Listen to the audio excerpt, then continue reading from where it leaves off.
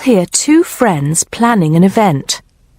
First, you have some time to look at questions 1 to 6.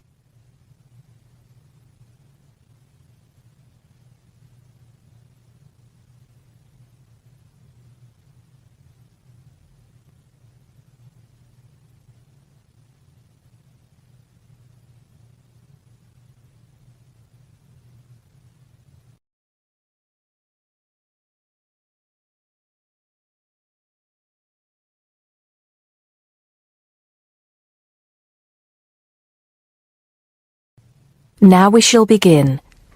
You should answer the questions as you listen because you will not hear the recording a second time.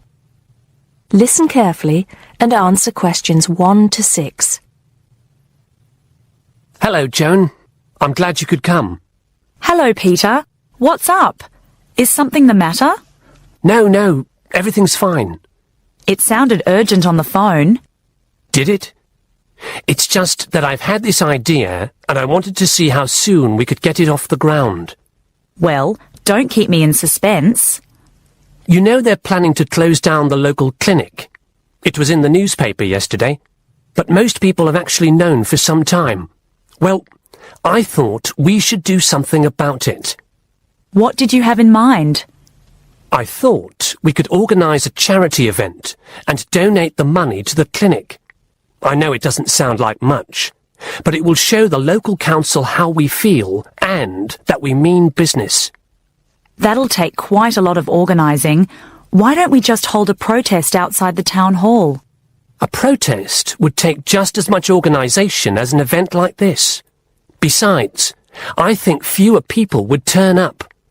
A village fair or something like that would attract more people and get money for the clinic. People are more generous when they're enjoying themselves.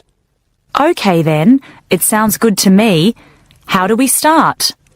First, we put our heads together and come up with a list of people who'll be willing to help and people who can provide us with some of the things we need.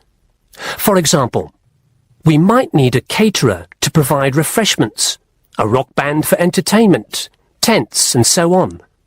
Then, we do a lot of telephoning around and try to get everybody together at the same time in the same place. Sounds like a lot of work to me. But that's only the beginning. First things first, though. Let's decide now on who to get to the initial meeting and where and when to hold it. Fine. Well, the village hall would be the best place to have the meeting. It's not as big as the youth club, but it's warmer. There'll be no problem getting permission to use it, but I suppose it depends on how many people we invite. We don't want too many, otherwise the meeting will go on too long and nothing will get decided. But the village hall is a good idea. It's more official than having it in someone's living room. How many? 6 or 8 people to start with? 10 at the most? OK, now we have to decide on a suitable day and time. Suitable to everybody, I mean. A Saturday or Sunday would seem to be the best choice because people aren't at work on those days. But they may not like the idea of giving up a part of their weekend for a meeting. Unless we persuade them it's for a good cause, or that it's to their advantage, and that it'll all be a lot of fun. We'll provide refreshments, of course. What if some don't want to give up their weekend? Then we'll give them an alternative. Say, one evening in the week after everybody's finished work. We'll see which is the most acceptable to them, then book the hall. I can do the refreshments for the meeting. I'll get Darren and Maggie to help me. I'm sure they'll be more than willing. Before you hear the rest of the conversation, you have some time to look at questions 7 to 10.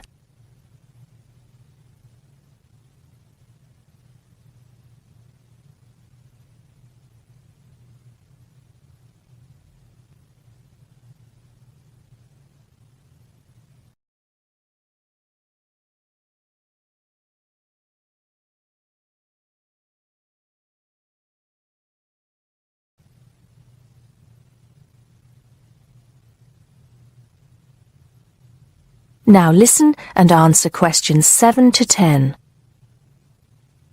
So, what's next on the agenda? A list of who we want at the meeting. Yes, of course. Obviously, we want someone from the clinic. I think Dr. Perkins would be best. He can tell us exactly what the financial situation is there. You know, how much money it takes to keep the place running, and how important it is for the community to have the clinic. The vicar too. He can rally lots of support. And Mr. Sims, our Member of Parliament. He is very busy, but I think I can persuade him to come, or get his wife to persuade him to come. I see her quite a lot socially. That's great. 2 other people I have in mind are Freddie Smith. The journalist? Yes. Well, he's the editor of the local paper now, and might be useful. He might let us advertise for free, and he'll know how to go about getting leaflets and posters printed. That's another thing. We'll need volunteers to put leaflets through people's doors and stick up posters all over the place. We can decide that at the meeting. What about the other person? What other person? You said you had 2 people in mind, Freddie Smith and... Oh, yes, Mr. Gates. Mr. Gates. Do I know him? You must do. He owns Greatfields Farm. We need a large area to hold the fete. Right. So how many have we got then? 7 or 8? There's Dr. Perkins, Mr. Sims, that journalist... Freddie Smith, you mean? Yes, him. And the vicar and Mr. Gates, the farmer. That's only 5. There's you and me, that's 7. That will do for now. Let's start making phone calls. That is the end of section 1. You now have half a minute to check your answers.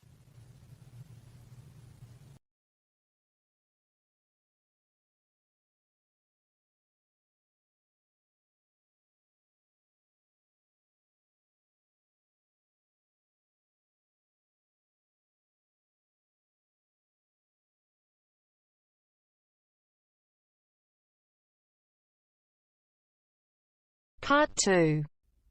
You will hear a talk by a wildlife specialist on a type of bird called a kiwi. First, look at questions 11 to 15.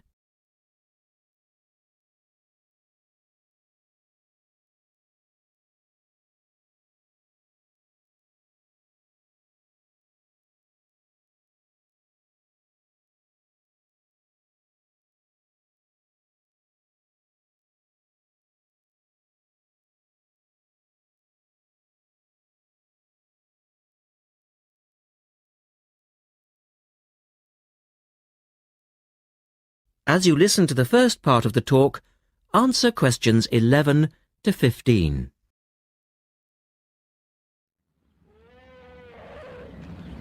Ladies and gentlemen, welcome to Auckland Zoo on this sunny Sunday afternoon and to our special Kiwi fundraising event. My job is to tell you all about the amazing little Kiwi, and your job, hopefully, is to dig deep in your pockets. Now, for the benefit of our overseas visitors here today, I should explain first of all that the kiwi is the national bird of New Zealand, and sometimes New Zealanders themselves are known as kiwis. Now, while kiwis in the wild are a rare sight, the kiwi as a symbol is far more visible. Apart from being in toy stores and airport shops all over the world, you'll find them on our stamps and coins. The kiwi is the smallest member of the genus Apteryx, which also includes ostriches and emu. It gets its name from its shrill call, which sounds very much like this. Kiwi! Kiwi! Kiwis live in forests or swamps and feed on insects, worms, snails and berries. It's a nocturnal bird with limited sight, and therefore it has to rely on its very keen sense of smell to find food and to sense danger. Its nostrils are actually right on the end of its long beak, which is 1/3 of the body length. Now, here's an interesting fact. Although kiwis have wings, they serve little purpose. because the kiwi is a flightless bird. Since white settlement of the islands, kiwi numbers have dropped from 12 million to less than 70,000. And our national bird is rapidly becoming an endangered species. This is because they're being threatened by what we call introduced animals. Animals which were brought to New Zealand, such as cats and ferrets, which eat kiwi eggs and their chicks.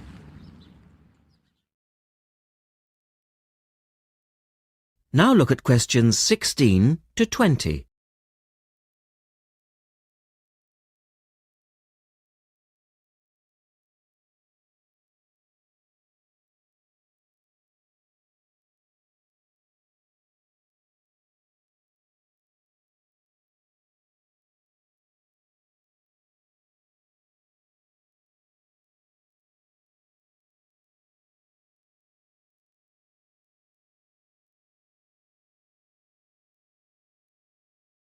As the talk continues, answer questions 16 to 20. And so we have launched the Kiwi Recovery Programme in an all-out effort to save our national bird from extinction. There are 3 stages to this programme. Firstly, we have the scientific research stage. This involves research to find out more about what kiwis need to survive in the wild. Then secondly, we have the action stage. This is where we go into the field and actually put our knowledge to work.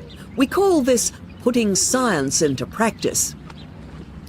And then we come to the 3rd stage, the global education stage. By working with schools and groups like yourself, as well as through our award-winning Kiwi website, we are hoping to educate people about the plight of the kiwi. As part of the action stage, which I just mentioned, we've introduced Operation Nest Egg, and this is where your money will be going. It works like this. It's a 3-stage process. First of all, we go out to the kiwi's natural habitat and we collect kiwi eggs. This is the tricky part, because it can be very difficult to find the eggs. Then, in safe surroundings, away from predators, the chicks are reared. Now, this can be done on predator-free islands or in captivity. They're reared until they're about 9 months old, at which stage the chicks are returned to the wild. So far, it's proving successful.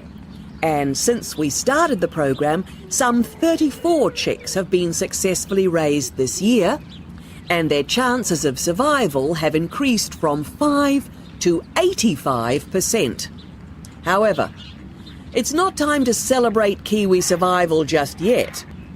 About 95% of kiwi chicks still don't make it to 6 months of age without protection, which is why Operation Nest Egg is so important. And we ask you to give generously today.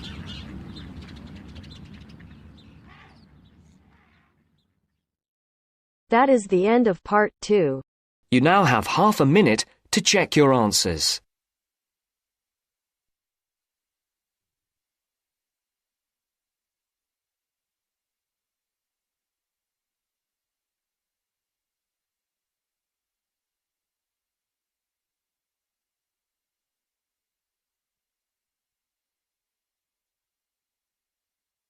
In Section 3, you will hear a conversation about shopping.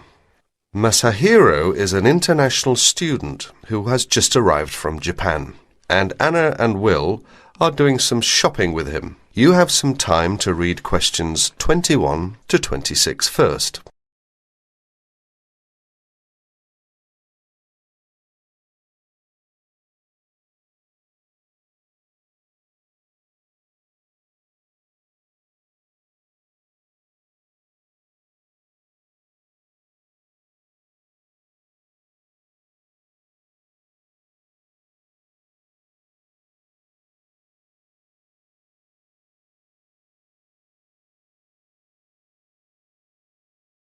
Listen to the first part of the conversation now and answer questions 21 to 26. Here we are, guys. I'm going to stop by Bergner's first. I might just get lucky today. Who knows? Some of their dresses might be on sale. Bergner's? It's a fairly well-known department store, sort of like Penny's. They've got some quality stuff. Do you want to check it out? Why not? I need to get something for Lisa's birthday. She's into name brands. Any suggestions? A Gucci handbag or a Calvin Klein t-shirt might be nice. Designer perfume is another option. Which reminds me, I have a 15% discount coupon for Learners and Pennies. I hardly ever shop at Learners. I'm not that big on women's clothing. I rarely shop at Pennies. So go ahead and use the coupon if you can. Here they are. Thanks a lot, Will. That's really very thoughtful of you. My pleasure, ma'am. Oh no, I was supposed to give Liz a buzz an hour ago. Hope I have a quarter. Need a nickel? Actually, I don't have anything but pennies in change. Does any of you have $1 in change? Sorry, I don't, but I do have 35 cents on me. Will that be okay for the phone call? Great. I really appreciate it. I'll make it quick. Do you guys want to go ahead? We'll wait. Just don't forget us. I won't. Why don't we just meet here in 30 minutes? Sounds good. I guess I'll just look around. Can I help you, sir? No thanks, I'm just looking. Well, just out of curiosity, how much is that necklace? $29.99. Really? My sister's birthday is tomorrow. She loves jewellery. I just wasn't sure I could afford it. You'll find that a lot of our stuff is amazingly affordable. Well, that's certainly nice to know. I'll take it. It's a good choice. I'm sure she'll love it. Let's hope so. Cash or charge, sir? Charge, please. Do you accept Discoverer? Yes, we do. Great. That comes to $31.99 with tax. Please sign next to X. Do you need some help, sir? Well, I'm looking for... let's see. I've forgotten the name again. It's used to make fresh coffee. A coffee maker? That's right. Well, we have a few in kitchenware, which is upstairs. Thank you. You're welcome. Oh, there you are, Masahiro. What did you get? Just a simple coffee maker. Good choice. And you, Will? Find anything interesting? A necklace for Stephanie's birthday. Lucky her. Did you get anything? Just a couple of silly earrings that I liked. I did a lot of window shopping. That can't hurt. True. Well, do you guys need anything else from this place? One last thing. Oh no, I've forgotten what you call it. Just describe it and we'll probably figure out what it's called. It's a crystal container for flowers with long stems. I need to get one for my mum. Oh, a vase. That's it. They should have a bunch in giftware. Let's go to get one. I'm going to have to stop by Jewel on my way home. Is that okay with you guys? I'm almost completely out of groceries. No problems. I could pick up a couple of things too. Look at questions 27 to 30.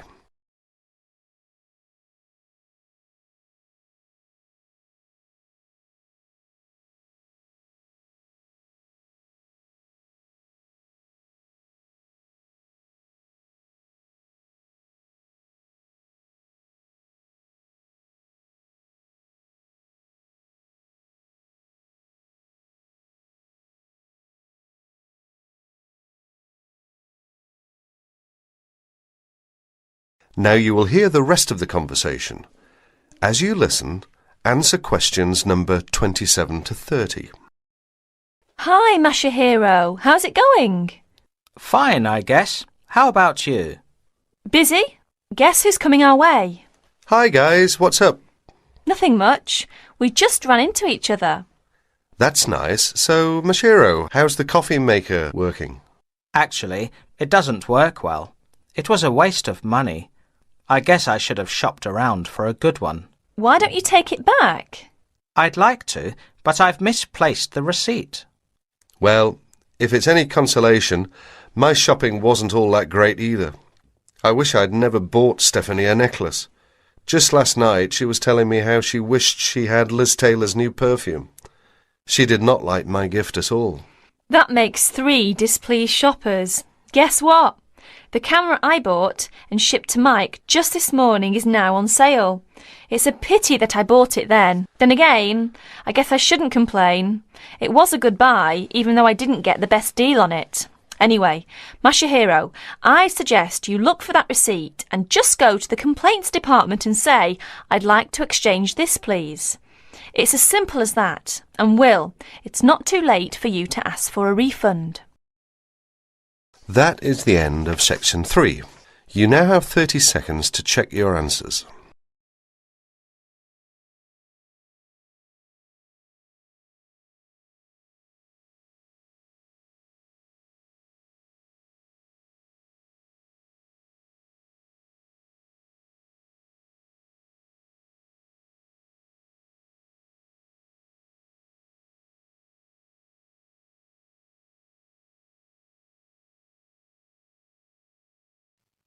To part 4. Part 4. You will hear part of a lecture about the school calendar. Listen carefully and answer questions 31 to 40.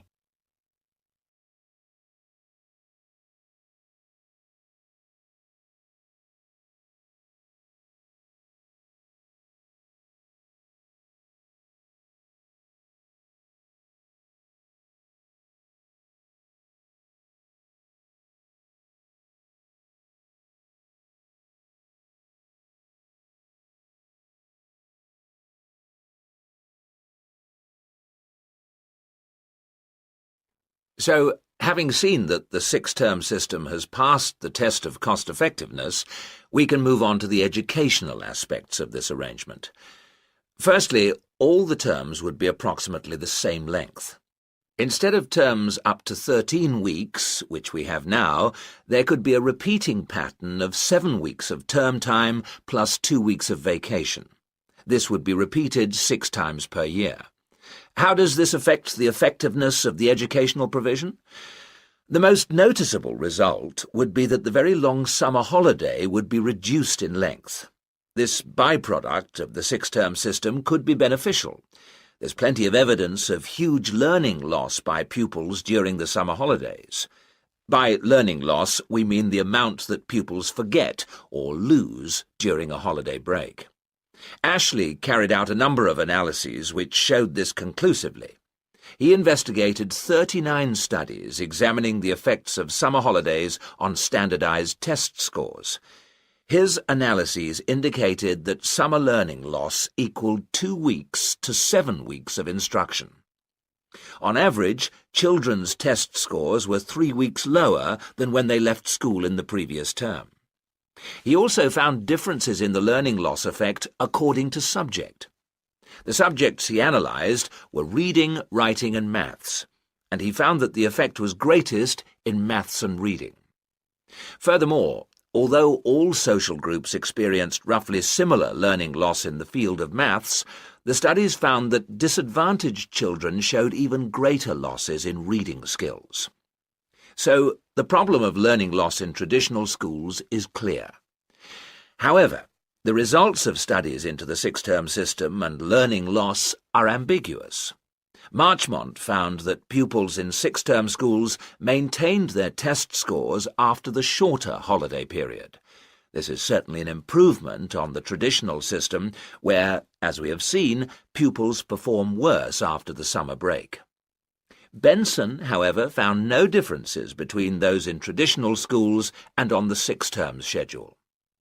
It would seem reasonable that if long holidays result in learning loss, then shorter holidays should result in less learning loss. So we await the outcome of further studies. Historically, of course, everyone knows the reason for our system of 3 terms per year. In days when agriculture was of much greater importance in our working lives, it was essential that the children helped with the harvest. Later on, this changed, and more people moved into the towns. But then there was a new problem. Before air conditioning, it was very impractical to try to teach children in the summer months. Nowadays, that's no longer a barrier. One way of providing something different is the summer school. Here, there is a completely different kind of educational provision. Cooper and others investigated 93 summer schools and the results they achieved. They all had a positive effect on learning. Most summer schools, of course, have small classes, and class size was shown to have a positive effect. Additionally, summer school children usually benefit from a great deal of parental support, not least because payment of fees is involved, and this, as so often, was shown to produce very good outcomes. Results were most impressive, in maths in general. That is the end of part 4. You now have half a minute to check your answers.